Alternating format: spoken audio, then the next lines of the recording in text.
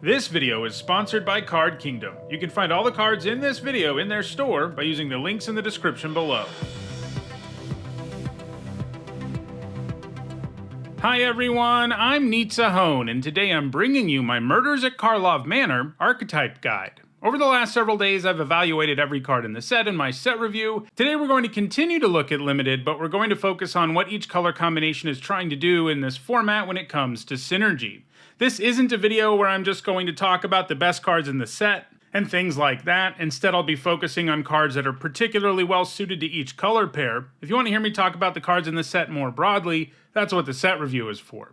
Without further ado, let's take a look at each color pair in Murders at Karlov Manor, starting with Black-Green, which is one of the Collect Evidence decks. The decks in this format largely fall into three categories. They are either decks built around the Graveyard and the Collect Evidence mechanic, or they're built around the Disguise mechanic, or they're built around Investigate. There are two other decks that are aggro decks that have a smaller mechanical theme, but 8 of the decks in the format fall into one of those categories.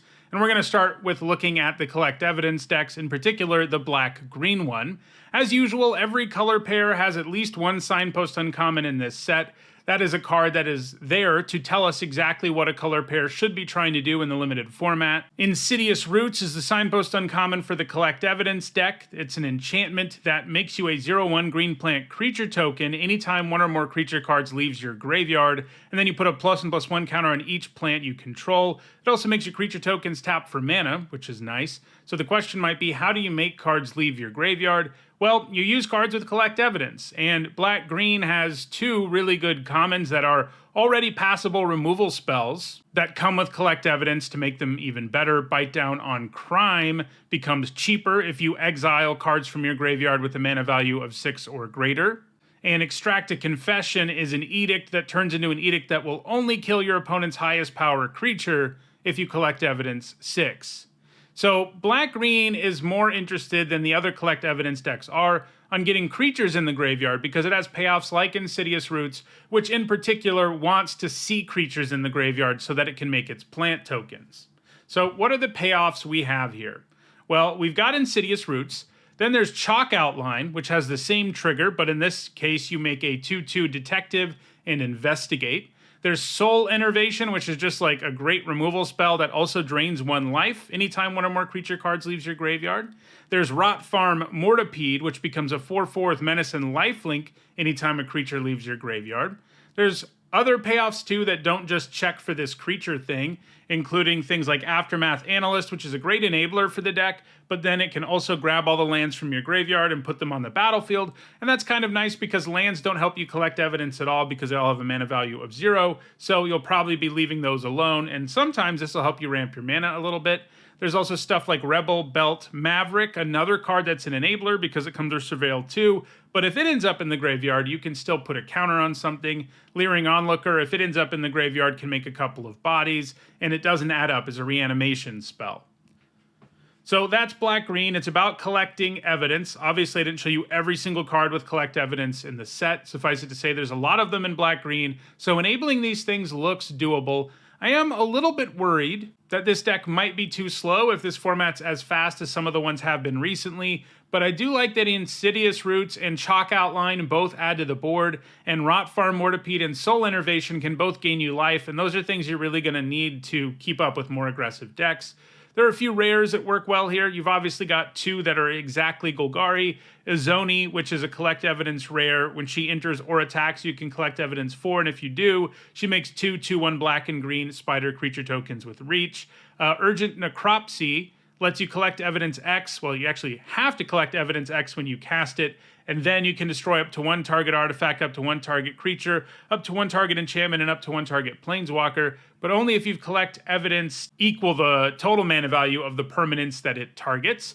And then there's Deadly Cover-Up, which is just a really good sweeper, but it does have Collect Evidence, so I included it here. I do think the Collect Evidence ability it has will be of minimal use and limited, but, you know, people can get stuff back from the graveyard in this format, so exiling something, seeing your opponent's hand, and seeing their deck doesn't hurt. All right, let's move to Blue-Green now, which is another Collect Evidence deck.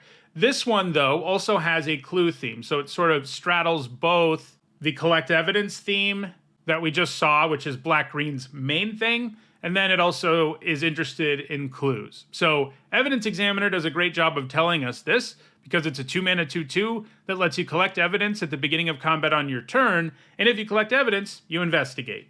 So what are our payoffs here apart from our Examiner? Well, there's Surveillance Monitor, which can collect evidence for when it enters the battlefield, and when you collect evidence, you get a Thopter token. So it's another one of these collect evidence payoffs that does add to the board, which I think is important, and it's nice that it does it when it enters the battlefield, and then will also count any other time you collect evidence and give you more Thopters. We've got Chalk Outline again. We've also got Jaded Analyst, which is a clue payoff. So if you've drawn your second card in a turn, it gains Defender and gains Vigilance, and locks it on Eavesdropper is similar. It investigates when it enters the battlefield, and then when you draw your second card each turn, it gets +1/+1 and gains Vigilance until end of turn. There's one rare really well suited to this deck in Kellen, Inquisitive Prodigy. Obviously, he's exactly Simic. He has an adventure that can make clues, and when he attacks, he can destroy an artifact, and if you destroy your own artifact, you get to draw a card. All right, let's move into Blue-Black now, which is another deck interested in the graveyard and interested to some extent in collect evidence, but also interested in clues. Curious Cadavers, the Signpost uncommon here. It's a 4-mana 3/1 flyer. Anytime you sack a clue, you can return it to your hand from your graveyard. And Fairy Snoop tells you that this deck's about the graveyard because it lets you look at the top 2 cards of your library when it's turned face up. One goes in your hand, one goes in the graveyard.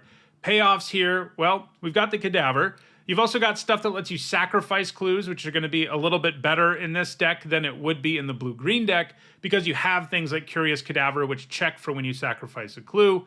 You've got Case of the Filched Falcon, which makes a clue up front, and then you can solve it if you have 3 or more artifacts in play, which can then let you animate a clue. Furtive Courier, if you've sacked an artifact, it's unblockable. Jaded Analyst again, and you've also got Persuasive Interrogators, which puts 2 poison counters on your opponent anytime you sacrifice a clue, makes a clue itself. You've also got Lazov, Wearer of Faces, who exiles cards from graveyards and investigates when it attacks. And if you've sacrificed a clue, you can have Lazov become a copy of a creature card exiled with it until end of turn. All right, let's move to Blue-Red now. Another clue deck. This one is the most obsessed with sacrificing them, and in fact, it likes sacrificing artifacts in general. It just so happens that clues are the most easy to sacrifice, but there are other things you can do too. You've got Detective Satchel and Gleaming Gear Drake as 2 really clear Signpost uncommons. The Satchel investigates twice when it enters, so you get 3 total artifacts out of 1 card, and you might get 4 if you already sacrificed another artifact, because you can tap it to make a 1/1 Thopter if you've sacrificed an artifact this turn. So it allows you to investigate. It will make the first card you investigate, the first clue you investigate with every turn, also make a 1/1 Thopter more or less, and that's a pretty powerful thing. And then there's Gleaming Gear Drake, which is strong as well. It's a 2-mana 1/1 flyer that investigates when it enters, and anytime you sack an artifact, you put a +1/+1 counter on it.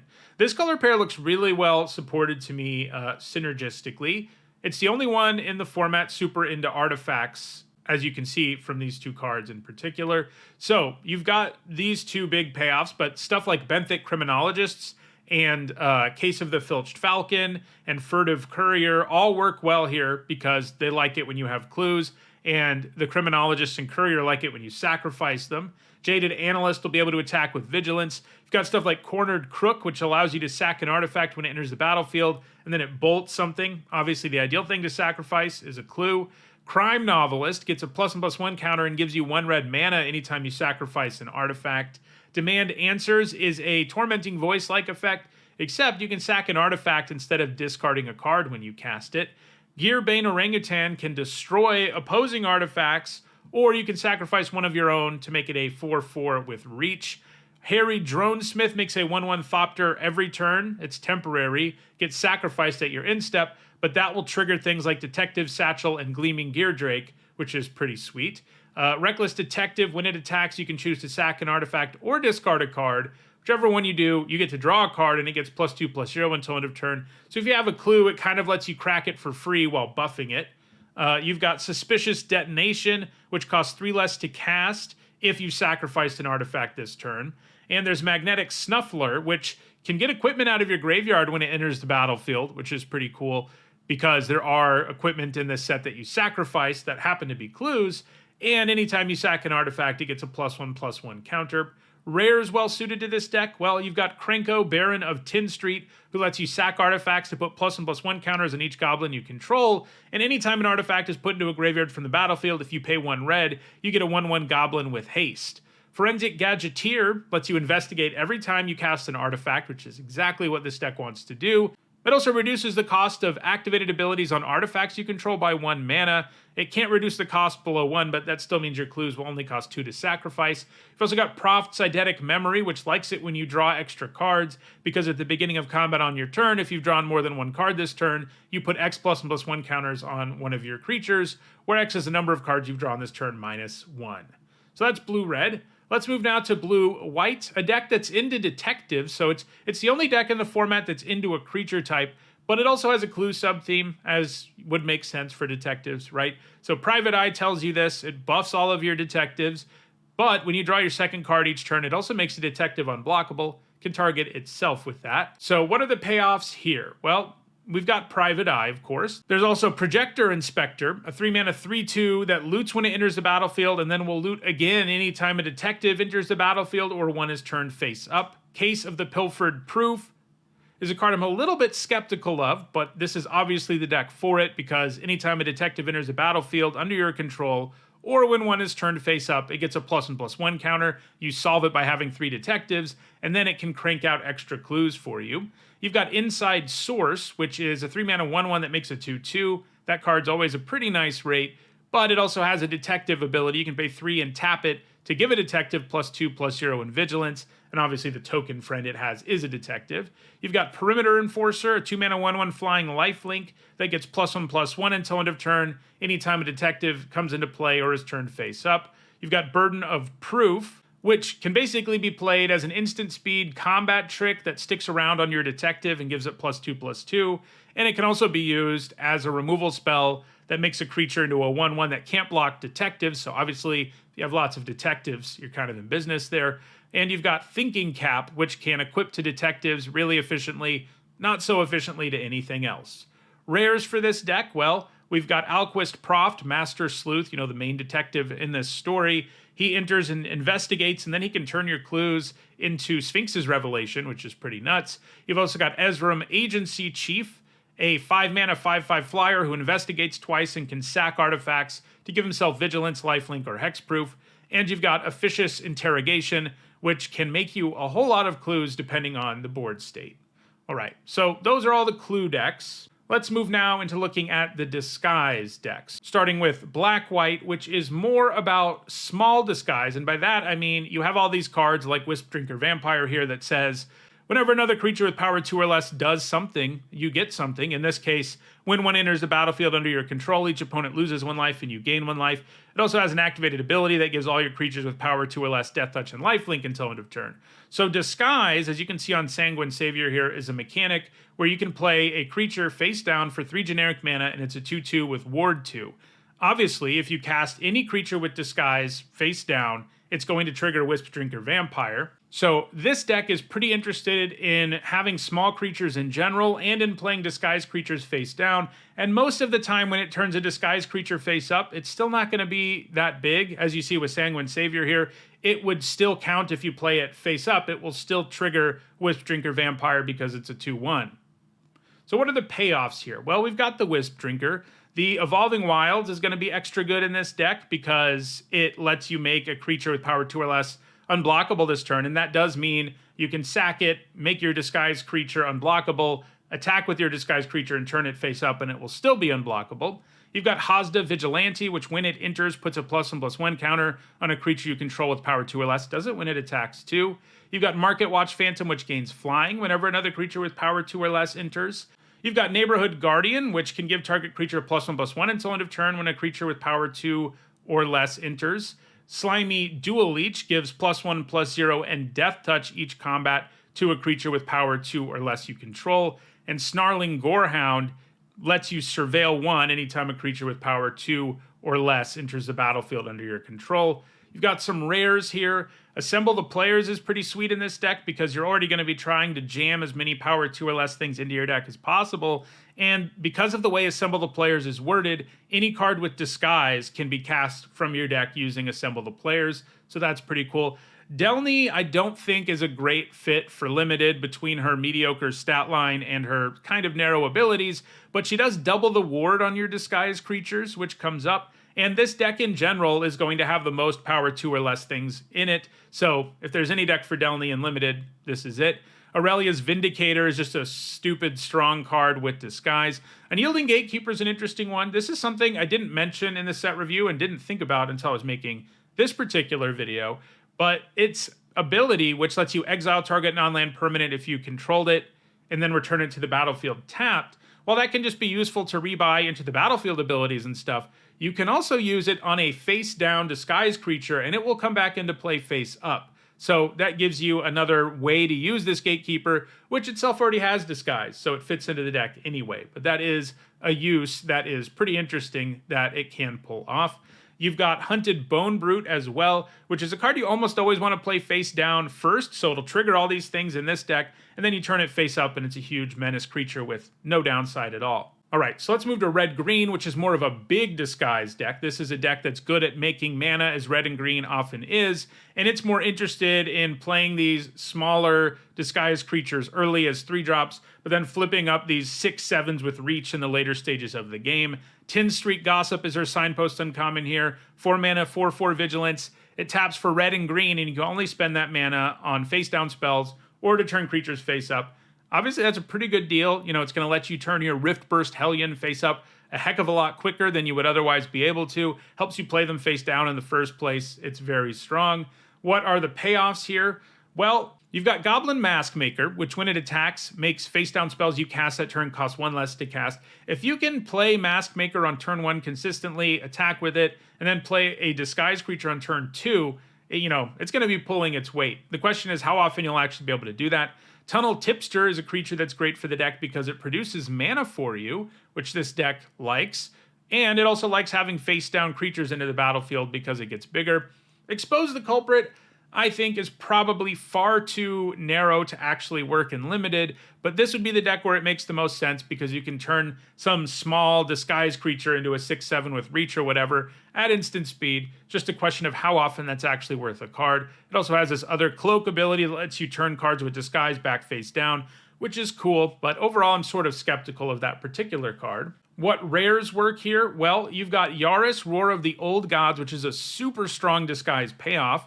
If one or more face-down creatures you control deal combat damage to a player, you get to draw a card. That already is pretty nice, right? Well, in addition to that, if a face-down creature you control dies, you get to return it to the battlefield face down and then turn it face up. They word it that way so that not only do you get this much larger creature, especially in this deck, you're also going to get the turned face up trigger out of the effect, so that's really strong. Basically, if Yaris is in play, you make your opponent choose between taking 2 from a Disguised creature and letting you draw a card, or potentially unleashing some huge monster, that you get for free, more or less. Fugitive Codebreaker has Disguise, and when it's turned face up, you get to discard your hand and draw 3. And Pyrotechnic Performer is a really good fit here, too.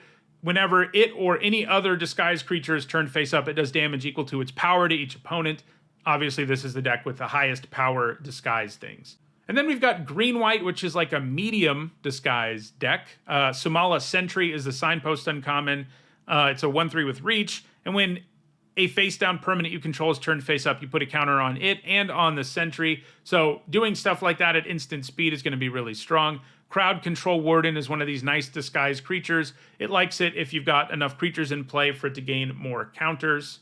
I do think this one is sort of less well supported than the other Disguise decks because mostly it's just the greatest hits from the other 2 decks we've already seen.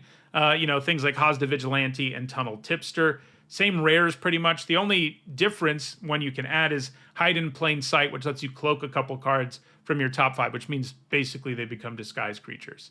All right, so those are the decks that follow the really big mechanical themes in this set. We've looked at the Disguise decks, the Clue decks, and the Collect Evidence decks. Now there are 2 more decks that are fairly traditional aggro decks, but they have a little bit of an extra set-specific wrinkle going on. Let's start with Black-Red, which is a suspect aggro deck. So Suspect is a mechanic in this format that you can see on Rune Brand Juggler here, and it makes a creature have menace, but it also makes it unable to block. So the best way to use it, especially because most of the cards that do stuff with it in this color pair only let you give it to your own creatures anyway, is to use it aggressively, to make it great that one of your creatures has menace, and that will allow you to more quickly win the game. Rune Brand Juggler not only can make something into a suspect, it can also sacrifice suspected creatures, which you'll see a few cards that can do that. In this case, to give stuff -5/-5. You've also got Deadly Complication, which is already a great removal spell, but then it has this Suspect upside. You can put a +1/+1 counter on a suspected creature you control, and you can even have it become no longer suspected if you'd like to block or something like that. But if this deck plays out the way I think it will, you're not going to want to block that often anyway. You're just going to want that counter. So what are the payoffs? Well, we've got Deadly Complication and Rune Brand Juggler. We've also got Agency Corner.